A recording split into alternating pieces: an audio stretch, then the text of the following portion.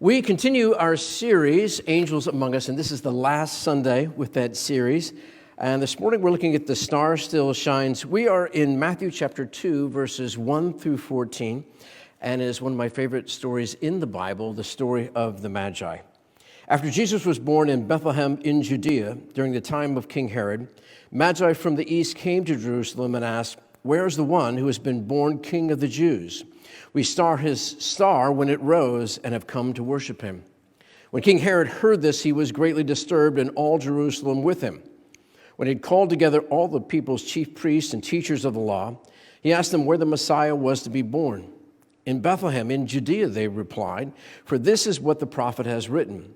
But you, Bethlehem, in the land of Judah, are by no means least among the rulers of Judah. For out of you will come a ruler who will shepherd my people Israel." Then Herod called the Magi secretly and found out from them the exact time the star had appeared. He sent to Bethlehem and said, "Go and search carefully for the child. As soon as you find him, report to me so that I too may go and worship him." After they had heard the king, they went on their way, and the star they had seen when it rose went ahead of them until it stopped over the place where the child was. When they saw the star, they were overjoyed. On coming to the house, they saw the child with his mother Mary. They bowed down and worshiped him. Then they opened their treasures and presented him gifts of gold, frankincense, and myrrh. And having been warned in a dream not to go back to Herod, they returned to the country by another route. When they had gone, an angel of the Lord appeared to Joseph in a dream. "Get up," he said, "take the child and his mother and escape to Egypt. Stay there until I tell you, for Herod is going to search for the child to try and kill him." So he got up, took the child and his mother during the night, and they left for Egypt. May the Lord bless his word to our hearts and minds this morning. Well, as I said, it's Epiphany. Two things about Epiphany. I don't know if you do the 12 days of Christmas. Anyone do that? It's not deep in some of the traditions. I love the tradition just because extending Christmas is great, isn't it? I mean, not just one day, but 12 days, not really to get more presents, but to celebrate the birth of Christ. Now, there is that great song that we used to sing, the 12 Days of Christmas. Do you recall?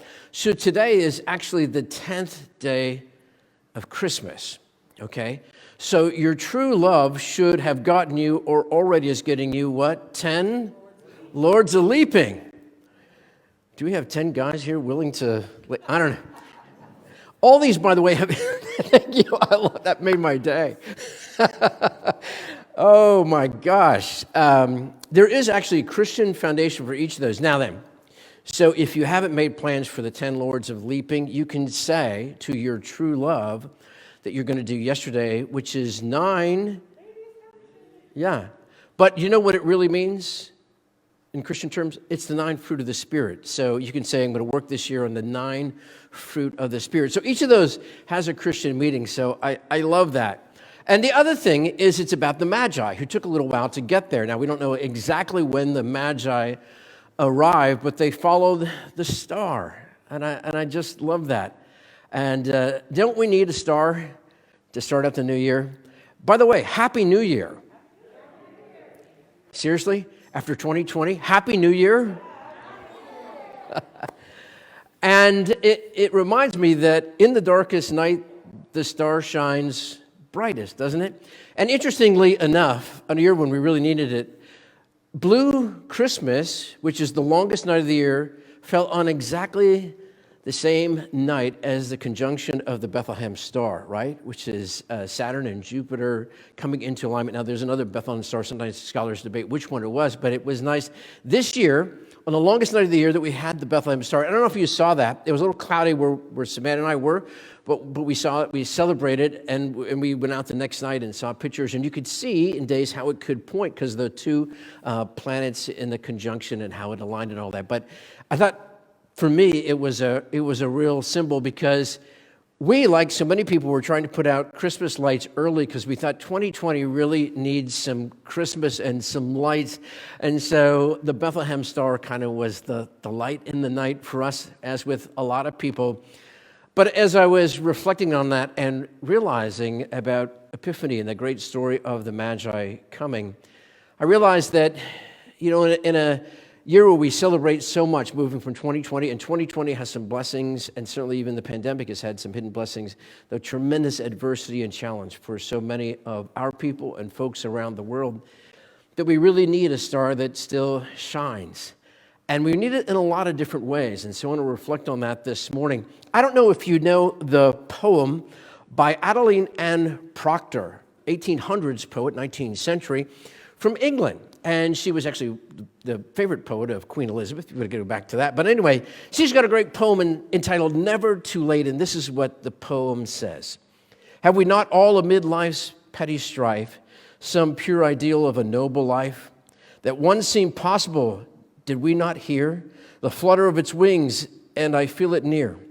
And just within our reach it was, and yet we lost it in this daily jar and fret, and now live idle in a vague regret. But still our place is kept, and it will wait, ready for us to fill it soon or late. No star is lost we once have seen. We always may be what we might have been. Since good, though only thought has life and breath, God's life can always be redeemed from death. And evil in its nature is decay, and any hour can blot it all away. The hopes that lost in some far distance seem may be the truer life, and this the dream. No star is ever lost we once have seen. We always may be what we might have been. I don't know, after the long year that we've had this year, and the trial and travail and many folks' hurt and heartbreak, if we dare to dream again, if we dare to follow the star. And therefore, I think it's even more important to hear this story this morning. We've been doing the series on angels among us, and many people talk about the four angels of Christmas. We've already done the four angels, right? Zechariah and Elizabeth. We talk about Mary and Joseph in a dream, and we talk about the angels to the shepherds. But there is in this passage another angel, and maybe even two angels and more. The first angel, maybe, because angel in the Greek really means messenger. Now, there's clear in some instances it is actually a heavenly angel. But I like to think in some sense that God sometimes uses creation as an angel, as a messenger, and so it was with the Magi, right? That Magi saw the star that we saw, maybe this star or another conjunction. There's two Bethlehem stars, but either one, doesn't really matter, in the sky, and were able to recognize better than some of those near Christ in Bethlehem that something special was happening in all creation. And I love the story because the tradition is, and if you kind of look at the gifts, gold, frankincense, and myrrh, that these were wealthy, affluent, but more importantly, may have not even been of the Jewish faith, from a different faith, different place, different races.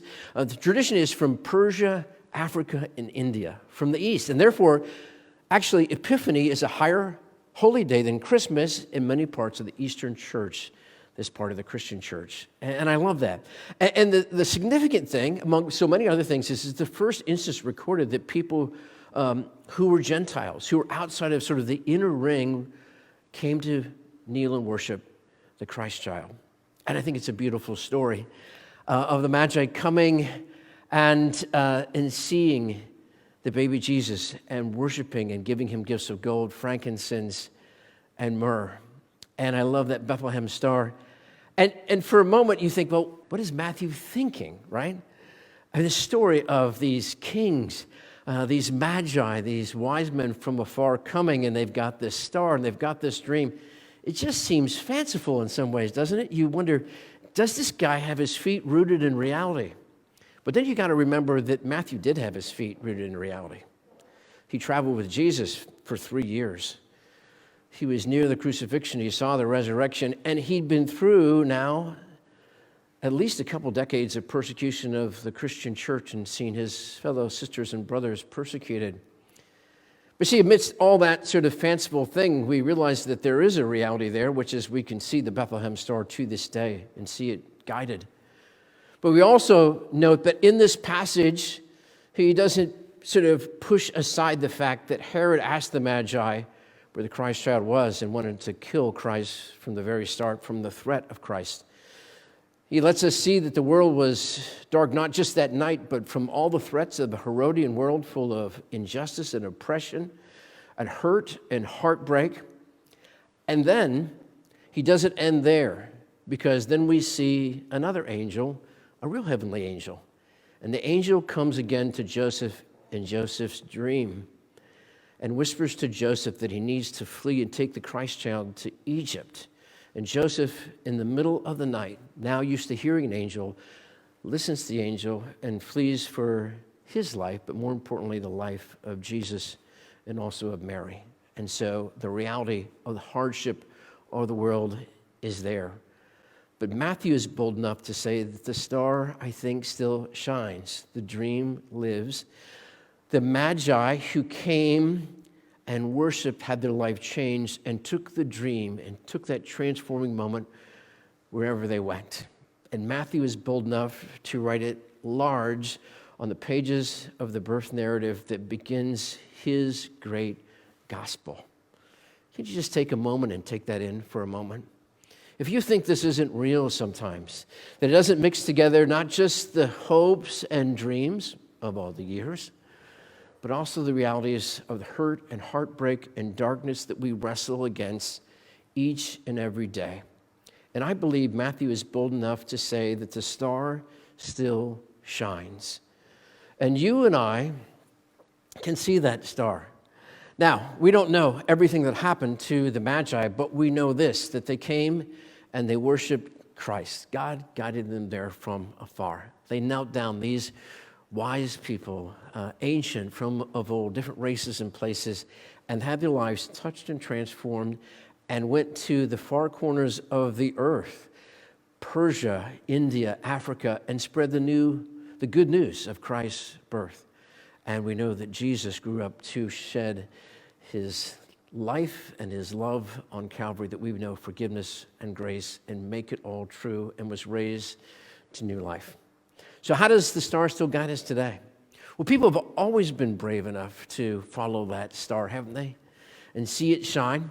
I think of people who have actually seen the creation star in a very real sense and their life transformed. One of my people that I really enjoy listening to and reading his writings is Hugh Ross.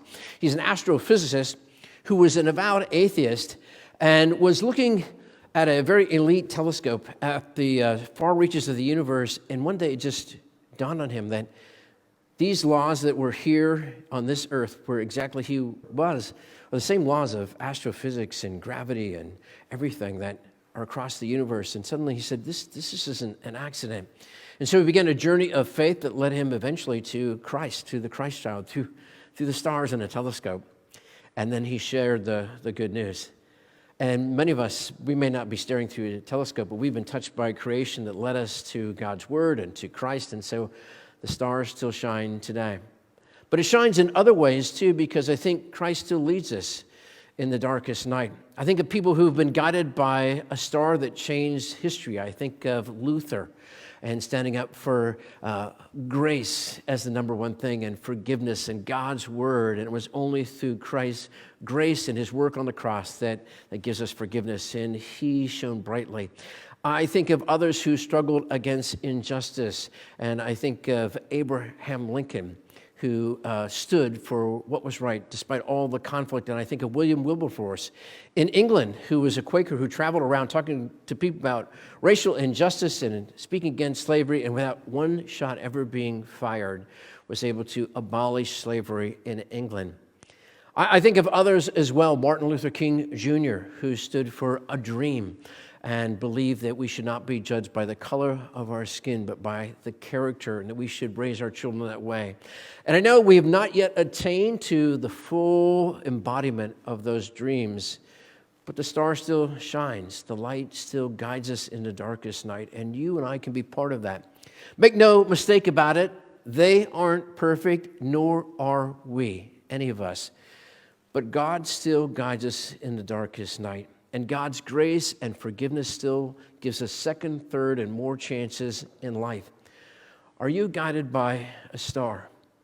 Have you pushed aside a dream that you once thought about changing the world, a world that still needs change, whether it is the good news of salvation of Jesus Christ or working so that all people everywhere can know the freedoms that we enjoy, or just reaching out to someone who feels heartbroken and lonely, who is crying from the loss of a loved one, and just pick up the phone and tell them that you care.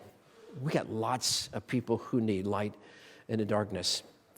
Now, here's the amazing thing about all that, I think, because there is an implication here that you and I can be angels too. That we can be messengers, because we're not heavenly angels, make no mistake, I'm not a Gabriel. But I do believe that you and I can be messengers, blessings to the feet of those who bring the gospel of Jesus Christ to those near and far. And so today, are you willing to let your light shine? To be part of the light in the darkness, whether it's sharing the good news of Jesus Christ to those near and far at work or at school, on the internet or at home, wherever you are, for working towards something greater and brighter and bigger than us, the star that Christ would have us follow. For Christ is the bright and morning star that guides all of us. Now, just like Matthew, I'm not going to kid you that the darkness isn't real. William Wilberforce faced real oppression and pushback when he worked in England for the abolishment of slavery. Abraham Lincoln faced a lot of opposition, was eventually assassinated. I think of Gandhi, who is guided by the Sermon on the Mount. I think of others throughout our history. Martin Luther King Jr. paid a price, the greatest price, but was willing to stand for a dream. But people still are guided by that star. I think of a story that I love of Mary Bethune Cookman. And I don't know if you know her story, but she was an African-American woman quite some time back in the 20th century, an early part of the 20th century. And she really believed that everyone should have an equal opportunity at education. She knew that a lot of African Americans at that time did not have an equal opportunity to education at all, nothing like we see today. I know there's still injustices to be overcome. But she decided what she was going to do was to start a college particularly for African Americans that would welcome men and women that needed this education. It was a doorway to developing themselves and opening doors to opportunity. And so she went to the city of Daytona Beach and she said, hey, I need a plot of land. And the only plot of land that was available to her was the city dump. And I think most of us would just give up on our dream right about then, wouldn't we? But not her. She went ahead and began renovations and made room for places of education. And today, Mary Bethune Cookman College stands as a beacon of light, as an institution of education that welcomes people, and particularly works for racial justice and offering a lot of opportunity for young African Americans. She was willing to see the star in the darkness, and she was a person of great faith.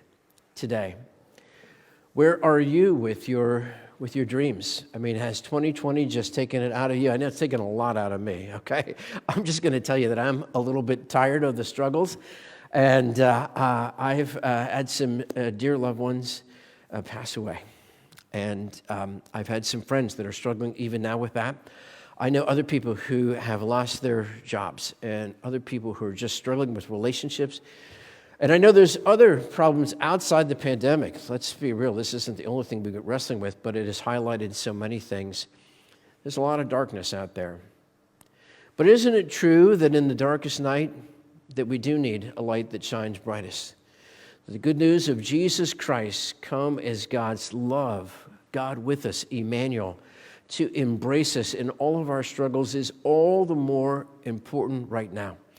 Important for us to allow Christ to change our lives, for we all have sins and shortcomings, but also that you and I would be given a candle in the night to shine bright. I love that moment on Christmas Eve where we light all the candles, and it's even better than lighting up the Christmas tree. And it's a favorite service of the year for Savannah and I, and it was extra special this year because for me, it carried an even greater message. So I ask you today to hear this story again from Matthew, to start out the new year, not just close out Christmas, but in this darkest night, to see not just Happy New Year, but to be real about the problems and challenges and hurts and heartbreaks that we face, but to realize that God's light in Christ, the bright and morning star, is still shining bright today. And that God needs angels, messengers today more than ever who will carry the light out into the darkness of the hurt and heartbreak of our world and make a difference. And so I challenge you today to see the star, to allow Christ to touch your life, and to be guided by that light and to be part of the light. I'm going to close with this thought. Part of our Christmas tradition has always been to see A Christmas Carol. How many people love that story of A Christmas Carol that Charles Dickens wrote about the miserly Scrooge who sees the ghost of Christmas past and present and future and is so moved by that that he changes his life on Christmas Eve and wakes up Christmas morning as a changed person who cares and shares. And it's a great story. By the way, Dickens was a person of very deep faith. In fact, Charles Dickens it was who wrote the introduction to Adelie Ann Proctor's book of poetry in which this poem that I read is found. Maybe Charles Dickens thought that his moment had come to share a story that has been a light in the night and help people realize that life can change from whatever shortcomings they have to be a person who cares and shares and is part of light. So in closing this morning, I want to read that poem again and invite you into the dream that you may have given up on, the star that you thought that had faded, and the love of Christ that you thought maybe wasn't there the way that it should be in the way that you want, and to realize that the light still shines and that Christ still loves us in the darkest night. Have we not all amid life's petty strife some pure ideal of a noble life that once seemed possible? Did we not hear the flutter of its wings and feel it near? And just within our reach it was, and yet we lost it in this daily jar and fret, and now live idle in a vague regret. But still our place is kept, and it will wait, ready for us to fill it soon or late. No star is ever lost we once have seen. We always may be what we might have been. Since good, though only thought, has life and breath, God's life can always be redeemed from death. And evil in its nature is decay, and any hour can blot it all away. The hopes that lost in some far distance seem may be the truer life, and this the dream. No star is ever lost we once have seen. We always may be what we might have been. The star still shines. God's love still radiates across the universe to us today. And you and I can be touched and transformed just like those Magi when we kneel down and worship Christ and carry the light to some far distant place. Will you join me in prayer? Lord, as we do realize, even in this new year, the struggles and hurts and heartbreaks and darkness that we have wrestled with in 2020 and beyond are real. But even more real is the light of your love that shines in the darkest night. That shines to each of us today to lift our hearts and eyes, to touch and transform us, to light the candle of our life, to allow us to be transformed and shine by your love. So Lord, help us to dream again. Help us to follow you anew. And even as the Magi and Joseph struggled against the darkness, but went forth to shine bright in the darkest night, so may we also, through your power and to your glory. And all God's people said, amen.